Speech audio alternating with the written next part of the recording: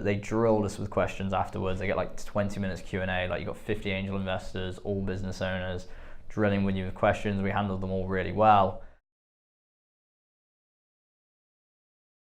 There was a big angel investment group in Boston called Boston Harbor Angels. And essentially what that is a group of like 50 angel investors in Boston that get together like once a month, and then they have companies come in and pitch to them, and then they just essentially from there they get a group of investors. So 50, maybe 5 are interested in investing. Then they go away and meet you again, essentially for like due diligence, and then they decide whether they want to invest individually. So this is a pretty traditional angel investment group. You know, like Boston's very heavily medical, technology, like definitely not social apps in any sense of the imagination. But there was a new guy in charge of Boston Harbor Angels. He saw us pitch at like a Northeastern event, ended up speaking with him. It was actually his first event coming up, like that's in that 3 weeks, like the one that he put together. And he was like, he obviously wanted to get something new, something fresh. And he was like, all right, you boys are going to be like one of the 5 that go and pitch. And this was at the time that we were raising money. So we were like, okay, great. So we went, it was a morning thing. Obviously, all these old people like to get up really early. It was like 8 a.m. or something. So we went out, some school outside Boston. We walk in and everyone's there, definitely looking at us like, what are these 21-year-old boys doing here? Like, whatever. And we stepped up, and obviously we'd done a ton of pitches. And one of the great things is, depending on the length of the pitch, is if all 3 of us or one of us does it. If it's more of a what is BLURR pitch, then it's usually just one of us, or if it's an actual investor pitch like 10 minutes long, then all 3 of us will do it. And the synergy between us like works unbelievably, and it's great. So us 3 stepped up and like killed it, to be honest. We did extremely well.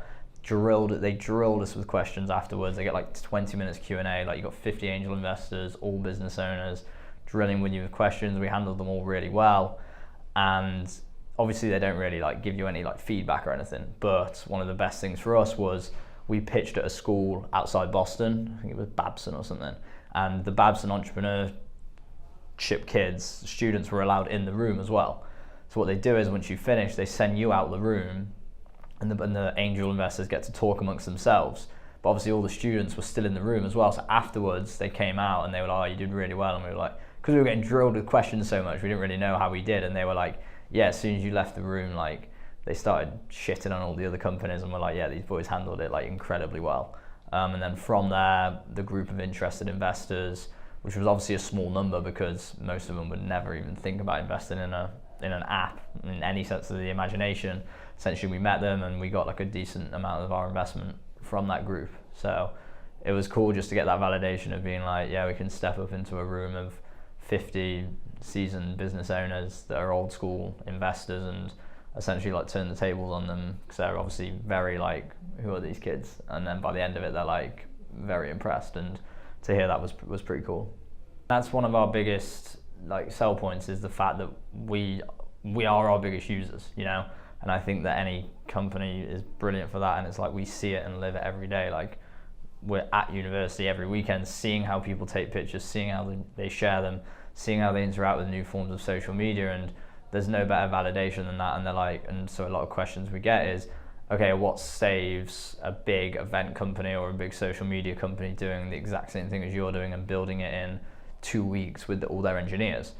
And it's like, well, they can build whatever they want, but I'm telling you, Google don't have market research people on the grounds of the big universities in the country and high schools actually seeing how kids are interacting with stuff.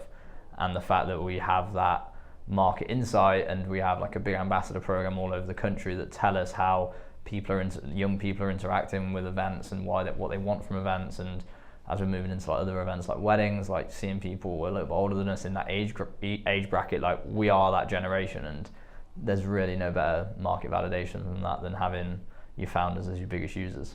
Definitely not.